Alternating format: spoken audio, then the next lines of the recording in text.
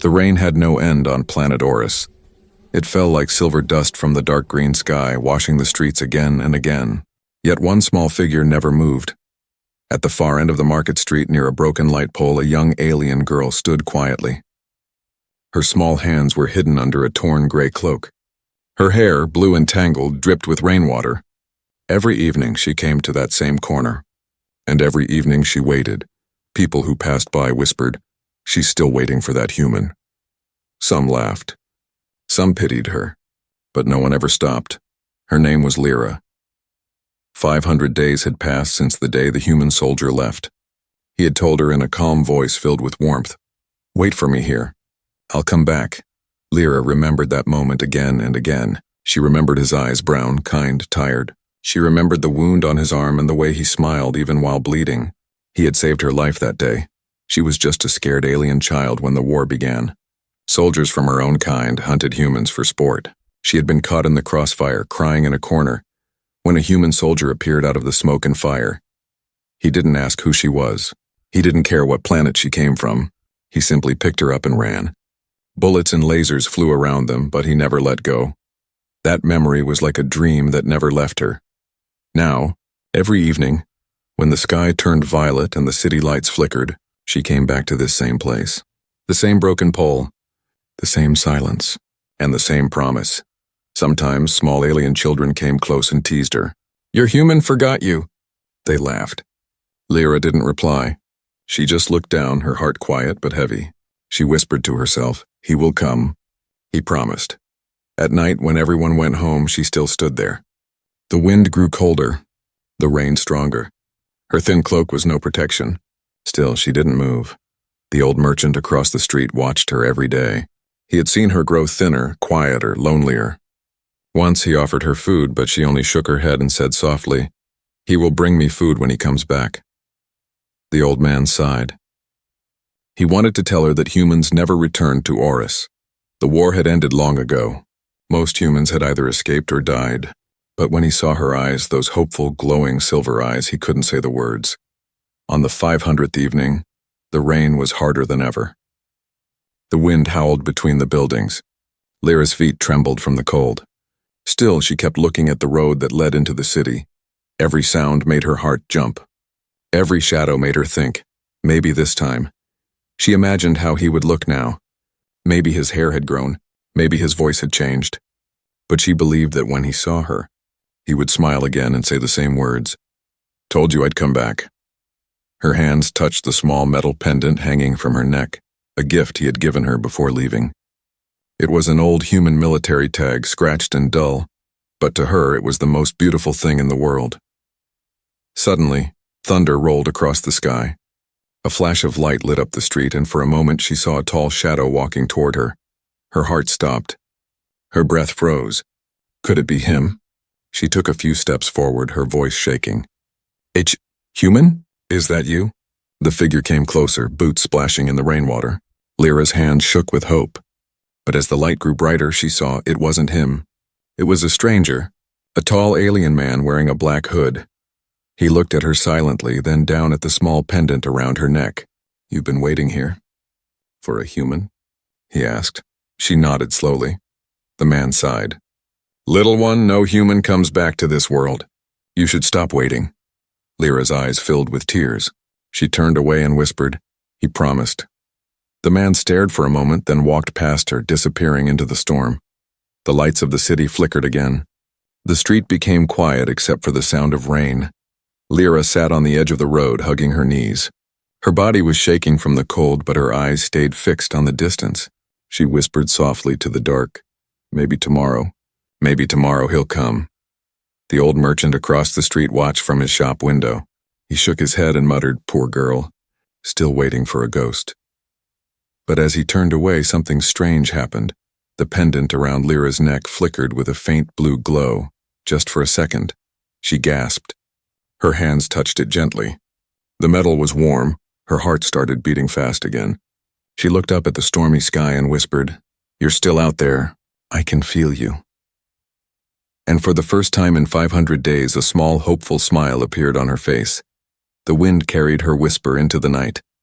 "I'll keep waiting. I know you'll come back." The rain stopped the next morning, but the streets of Oris still smelled of wet metal and dust. Clouds hung low, covering the orange sun. Lyra woke up beside the same corner, her cloak cold and heavy with rainwater. Her eyes were tired, but her heart was alive again, because the pendant had glowed last night. She held it close now, whispering softly, "You're still out there, aren't you?" The marketplace slowly came to life. Hover carts floated by. Traders shouted prices in strange accents. Everyone moved except her. Lyra stayed where she always did, waiting. Then she noticed something unusual. A tall figure was walking slowly down the road, wearing a black hood and long coat that brushed against the puddles. He wasn't like the others. He moved too quietly. His eyes, hidden under the hood, seemed to be watching her. Lyra felt uneasy, but her heart whispered, maybe he knows something. When the man stopped in front of her, silence wrapped around them. He didn't speak at first. He just looked down at the pendant around her neck, the one the human had given her. Finally, he said in a calm, low voice, "That tag, where did you get it?" Lyra's fingers tightened around it. "It's his," she said. "The human who promised to come back." The man was quiet for a few seconds, then reached into his pocket. He pulled out something shiny, or another metal tag almost the same as hers. It had the same symbol and same scratches. And the same name. Lyra's breath caught. You knew him?" she whispered. The stranger nodded slowly. His name was Captain Arik Vale. He fought in the Red War. He saved many lives. He looked away for a moment. But he didn't survive. Lyra's world stopped. Her lips trembled.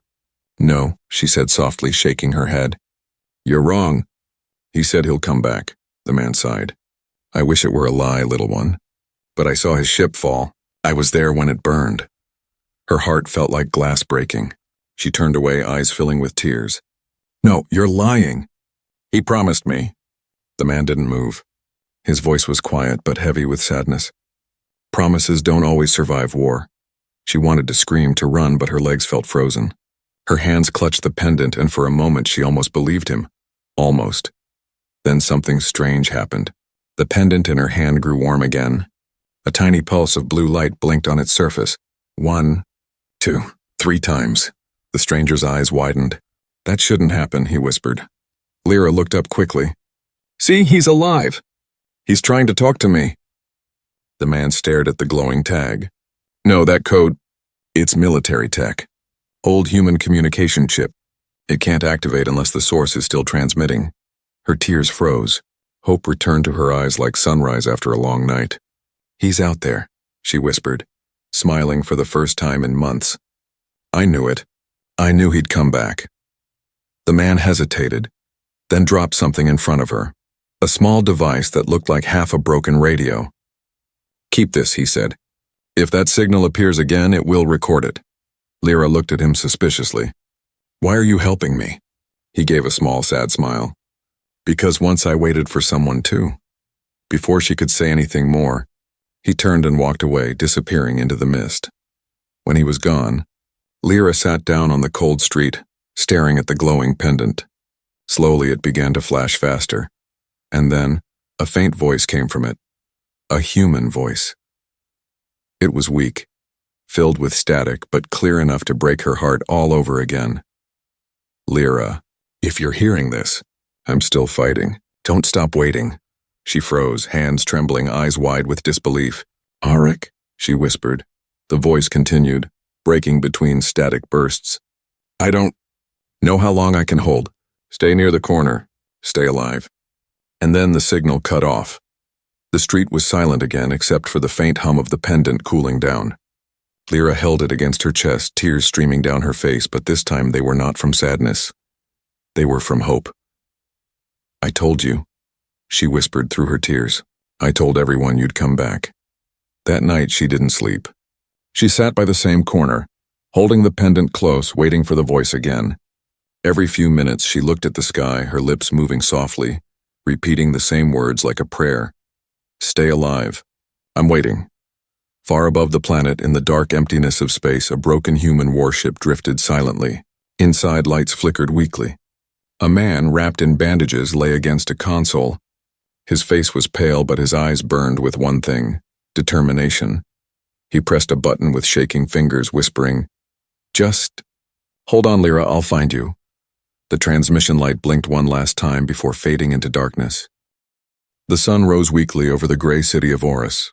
The rain had stopped, but the air was thick with smoke from faraway fires. Lyra sat near her corner, holding the pendant close to her heart. Her eyes were swollen from crying, but her heart was burning with hope. She had heard his voice. It was real. It was him, the human who promised to return. "Lyra, I'm still fighting." Those words kept echoing inside her head. All morning she waited again.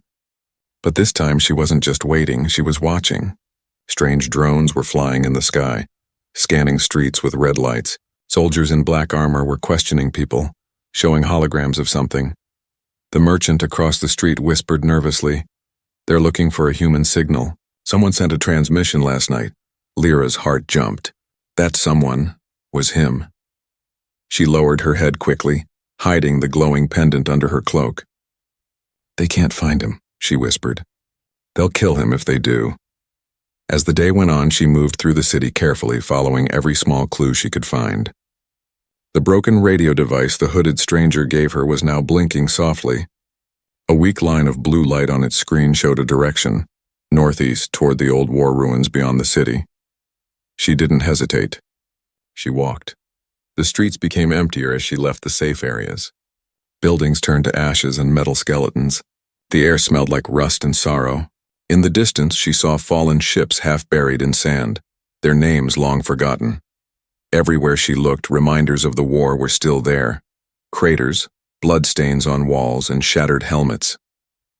The war was supposed to be over, but Oris still breathed like a wounded beast. Lyra whispered to herself, "The war never ended." Did it? She stopped when the radio device beeped louder.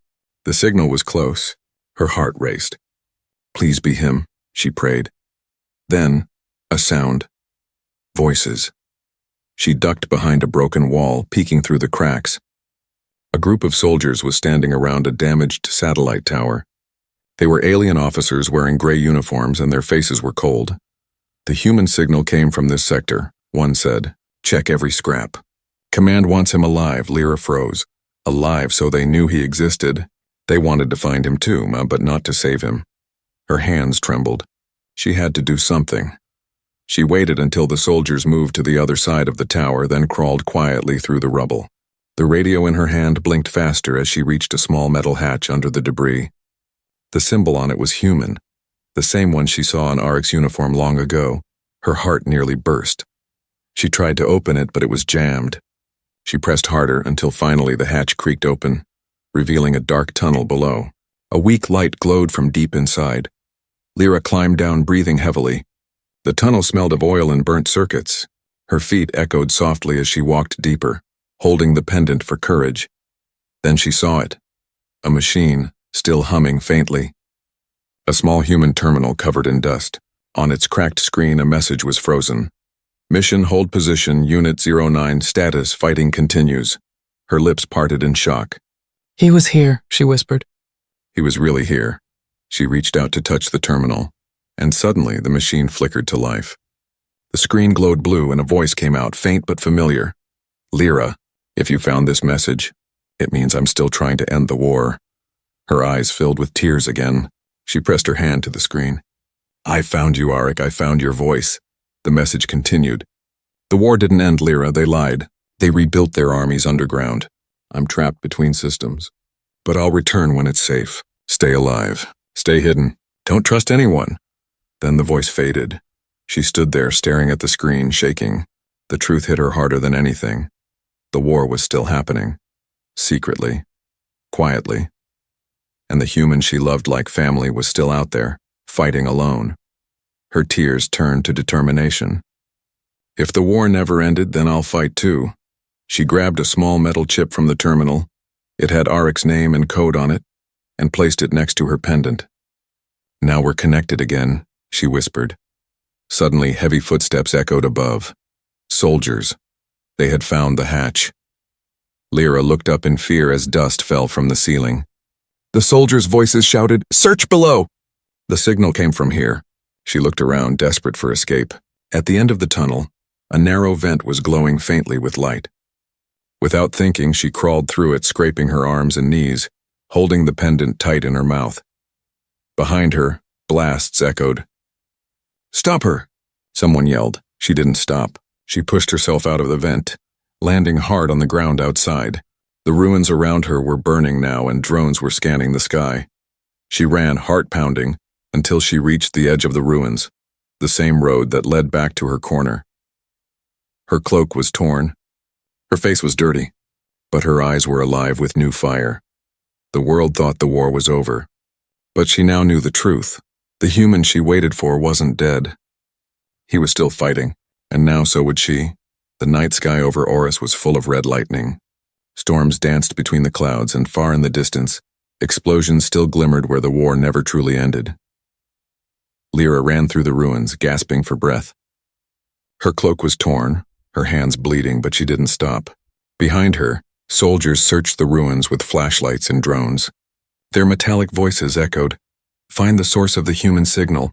She reached an old tunnel half buried under the sand and ducked inside. The air was thick and cold. Her pendant glowed faintly, showing her the way. The tunnel went deep into the ground, twisting like a metal snake. Lyra followed it until she reached a hidden room, silent, dark, forgotten by time. Dust floated in the air like ghosts. In the center stood a large machine, tall, broken, covered in vines and cables. On its front, a screen flickered weakly, showing nothing but static. She took a cautious step closer. "Hello?" she whispered. For a few seconds, there was only silence. Then the static cleared. A blue light blinked on. A calm voice echoed through the room, and a human voice. "Lyra," it said. She froze. Her heart skipped a beat. "Arik?" The voice continued. "Lyra, if you're hearing this, I might not be there anymore. But I left something behind and a part of me to help you survive." Her eyes widened. "You left part of yourself?" The screen flickered again, and for the first time a face appeared, faint and pixelated but familiar. The same eyes, the same smile. "Yes," the voice said. "Before my mission, I uploaded my thoughts into this machine. I called it the Echo Core. It remembers me, my choices, my memories, my voice. I made it for you." Lyra couldn't stop her tears. She reached out, touching the screen softly. "I waited 500 days, she whispered. "Everyone said you were gone." "I know," the voice said gently, "and I'm sorry you had to wait. But listen to me, Lyra, the war isn't over. They're hiding something under Oris, something terrible. I couldn't stop it alone." She wiped her tears quickly. "Then I'll help you. Tell me what to do." The machine buzzed. Blue light filled the room and holograms appeared. Maps, coordinates, old battle reports.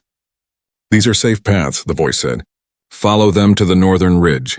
There's a signal tower there. You can contact the resistance." "Resistance?" she asked. "Yes, not all humans died. Some are still fighting out among the moons. They need to know what's happening here." Lyra looked at the glowing lines of light, then at the machine. "You sound alive," she said quietly. "Like you're right here with me." The face on the screen smiled faintly. "Maybe I am. A part of me, anyway." For a moment, she didn't know whether to cry or laugh. She felt like she was speaking to a ghost inside her, but one that still cared for her. Then the blue light around the machine flickered, turning red. The voice grew weaker. "Lyra, you have to hurry. The soldiers are tracking your pendant. They know you found me." Her eyes widened. "No, I won't leave you here." "Listen to me," the voice said firmly.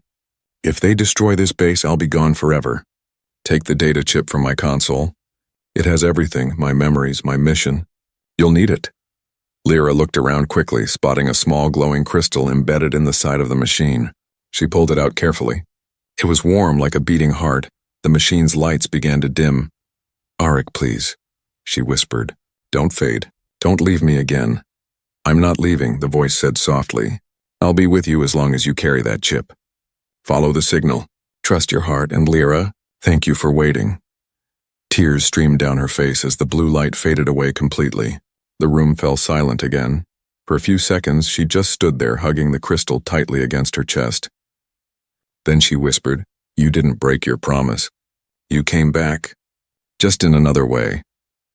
Above her, faint footsteps echoed, soldiers closing in. Lyra wiped her tears, tucked the crystal into her cloak, and looked toward the dark tunnel. "All right," she said softly. "Let's keep your promise alive." She ran again, this time not as a girl waiting in fear, but as a fighter carrying a human's last hope. Outside, the sky thundered with red light. Drones circled the ruins. Voices shouted orders. But Lyra kept running through the shadows, guided by the faint glow from the crystal. As she reached the top of the ridge, she looked back once more. The hidden base exploded in the distance, fire lighting up the night. She whispered, "Goodbye, Echo Core." Then, as if answering her, the crystal in her pocket pulsed once, like a heartbeat. She smiled through her tears. "So you're still with me," she said. "Then let's finish this together." The wind howled over the broken planet. Far, in the distance, lightning shaped like wings flashed across the sky, as if the stars themselves were watching her journey begin again.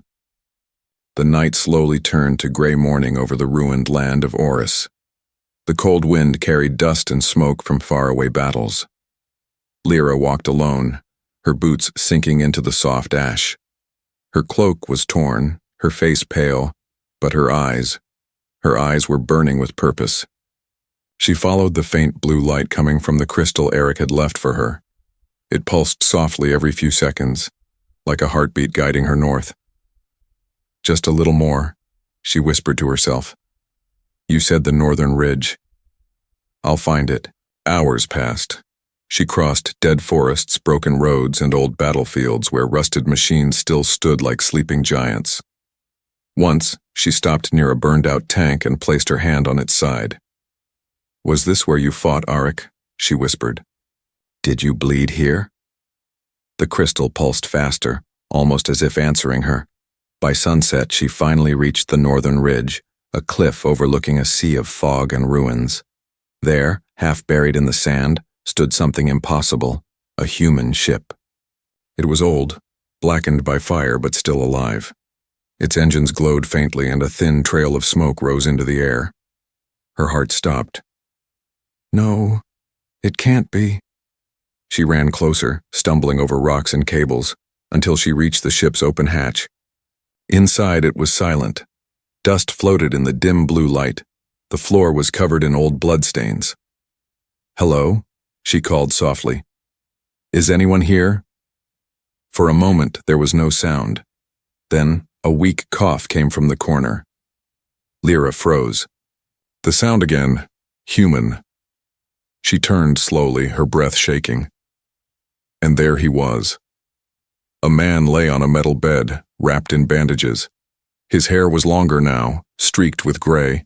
His skin was pale and scars crossed his chest.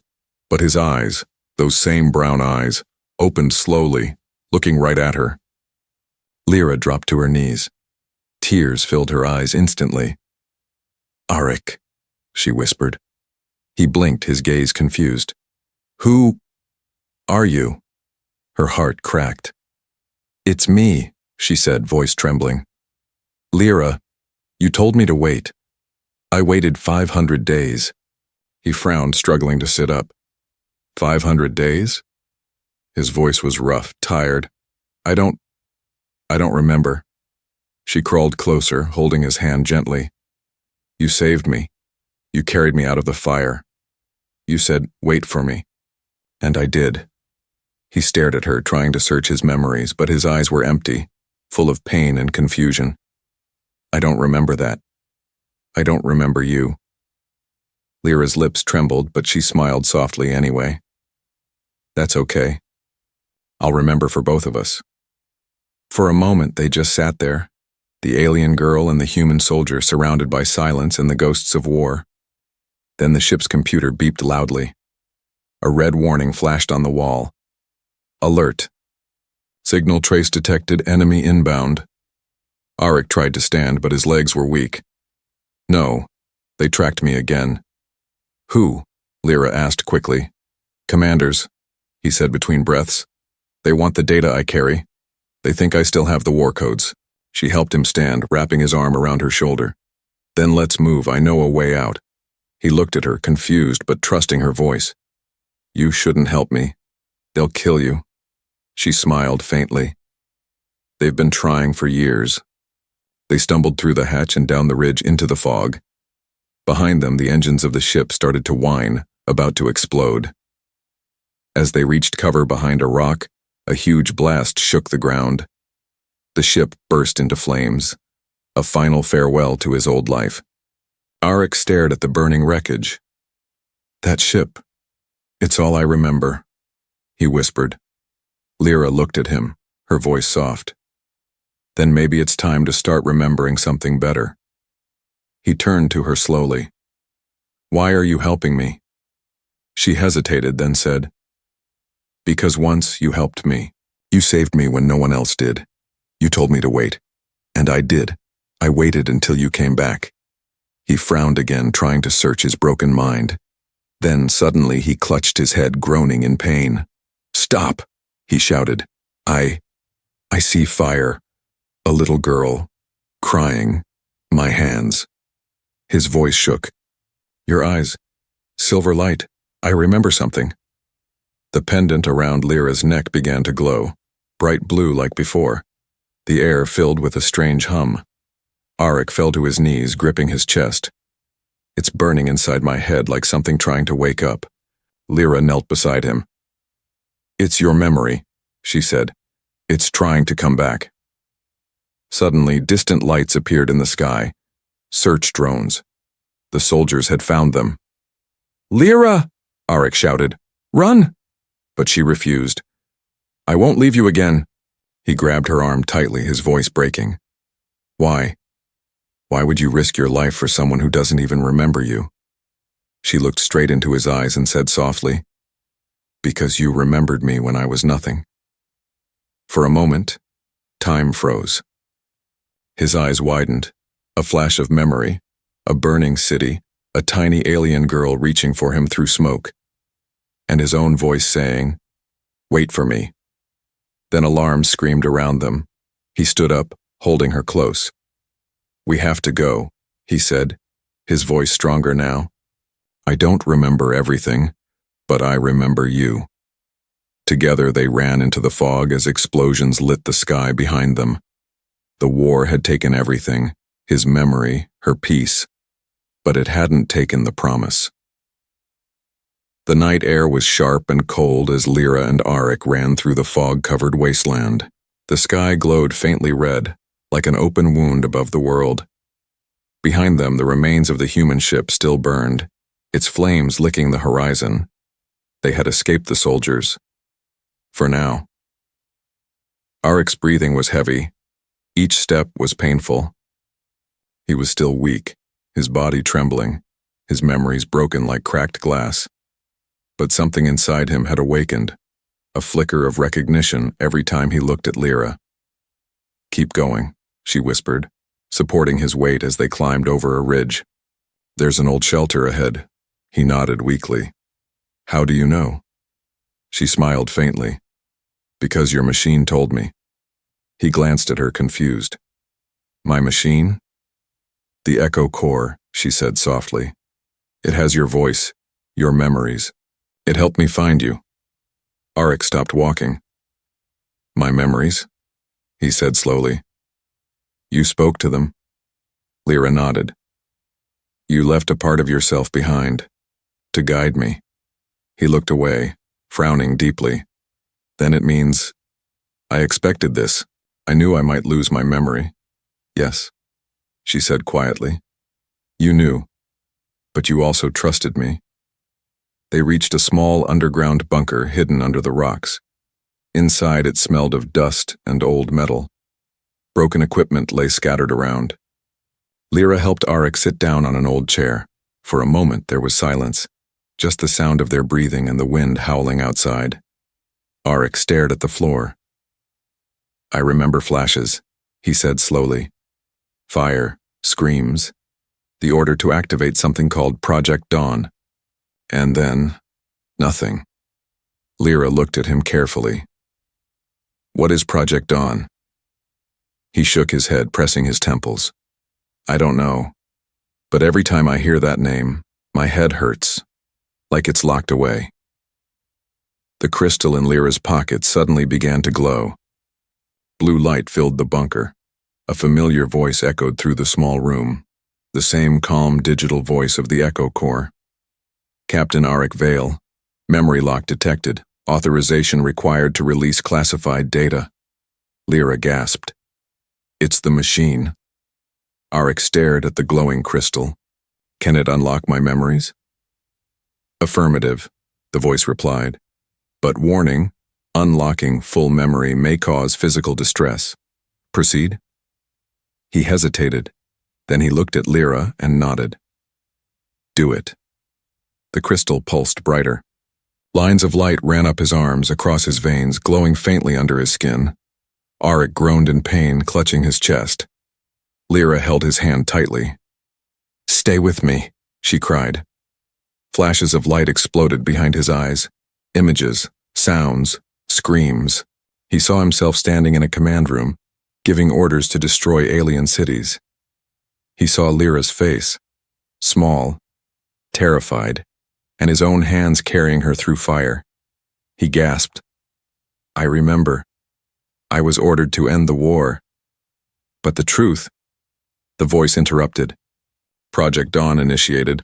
Purpose, erase human command memory to prevent truth exposure. Humans did not win the war. They became the weapons.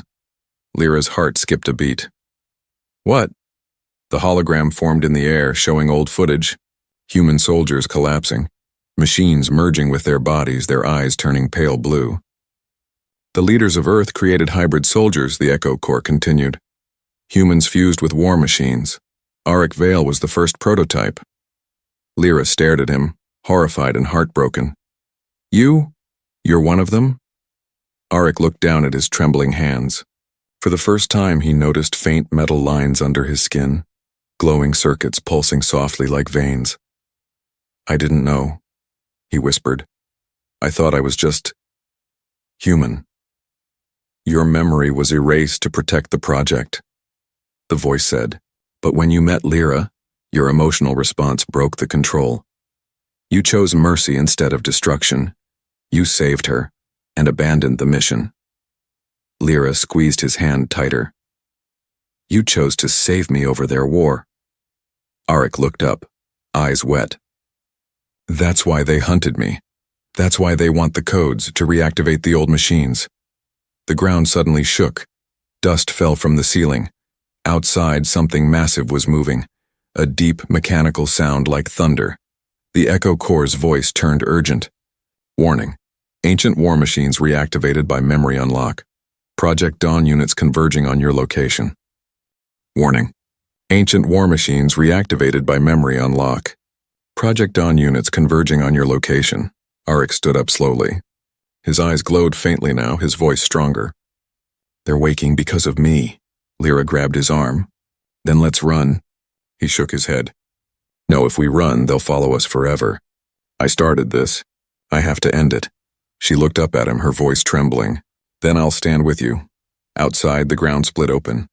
Gigantic metal shapes rose from the earth.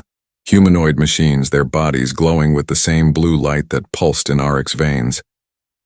They turned their heads slowly, scanning for him. Arik stepped out of the bunker, the wind whipping his torn uniform. The machine stopped, their glowing eyes focused on him. He raised his hand. For a moment, everything was still. Then, to Lyra's shock, the machines knelt, Arik whispered. They remember me. Their commander. Lyra's heart pounded. Then command them to stop. He closed his eyes, speaking with pain in his voice. If I command them to stop, they'll deactivate, but so will I. Her eyes filled with tears. No, please. There must be another way. He turned to her, smiling gently. You once waited 500 days for me. If this is my last day, then let it mean something. He lifted his hand toward the sky, and the machine's lights began to fade one by one. The air filled with a deep humming sound, then silence. Arik fell to his knees. Weak but alive, Lyra caught him, holding him tightly. You stopped them, she whispered. You saved us. He looked at her with tired eyes. Not yet, he said softly. There's still one truth left. The first light of dawn touched the dead lands of Oris, turning the ashes golden for the first time in years.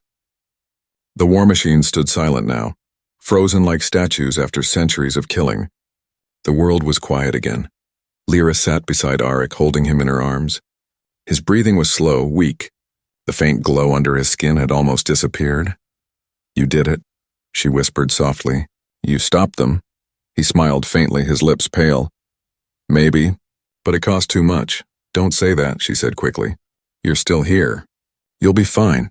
But deep down she knew the truth. The connection he used to command the machines had drained his life.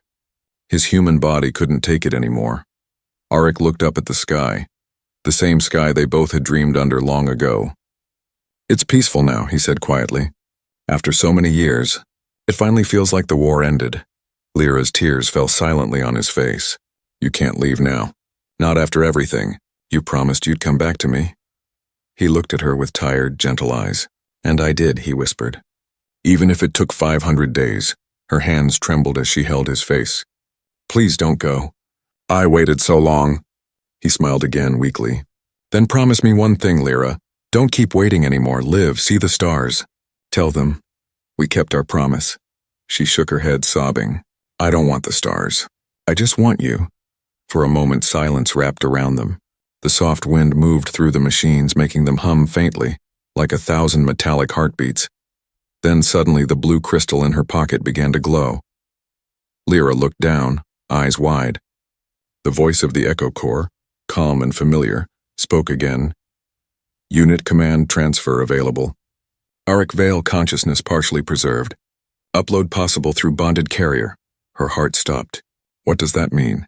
Arik opened his eyes slowly. It means, I can stay, he said weakly. But not like this. She looked at the crystal, then back at him. If you do this, what will happen to you? His hand touched hers. My body will die. But my mind, my soul, it will live inside the core, inside the machines. Tears rolled down her cheeks. No, I don't want just a voice. I want you, he smiled faintly. A promise is a promise, Lyra. I told you I'd come back. Maybe this is how. The Echo Core's voice repeated softly. Upload in 10 seconds. Confirm transfer. Lyra looked at him, shaking. Arik, are you sure? He nodded slowly. Yes, if I stay inside the machines, I can protect this world. Protect you, her voice broke. But you'll forget me. He reached up weakly and pressed his hand against her heart. No, not this time. I'll always know you're here. The countdown began. 5, 4, 3. She kissed his forehead, tears falling like rain. I'll find you in every sunrise, she whispered. And I'll wait again, even if it takes forever. 2, 1. Transfer complete. A beam of blue light surrounded Arik's body.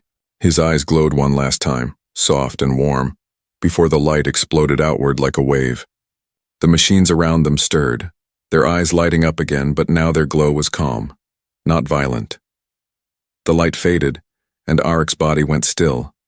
Lyra fell to her knees, clutching his hand. You kept your promise, she whispered, her voice trembling.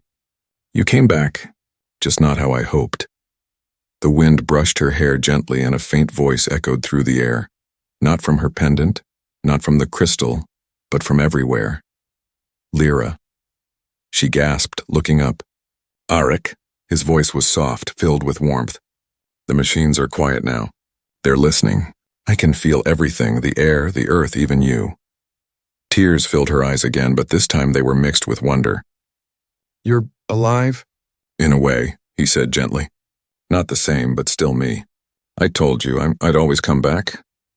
Lyra smiled through her tears. Then I'll talk to you every day, right here, on this corner. The machines around her moved slightly, not in battle formation, but in peace. One lowered its head and a faint hologram appeared. Arik's face, faint but smiling. He looked at her with love and pride. 500 days you waited. Now it's my turn to watch over you. She pressed her hand against the hologram, whispering, Then don't blink. He laughed softly, the sound echoing through the metallic giants. I couldn't even if I tried. The sun finally rose over Oris, golden and warm. The war machine stood still, glowing faintly like guardians of a new dawn. Lyra sat beside the silent body of the man she loved and looked at the horizon. You saved us all, she whispered. You saved me. And as the light touched her face, she heard his voice one last time, soft, gentle, eternal. Lyra. My promise is forever. She smiled, closing her eyes as the machines hummed quietly behind her. From that day, every morning when the sunlight fell over the broken city, A soft blue shimmer appeared at the same corner, his voice whispering her name through the wind.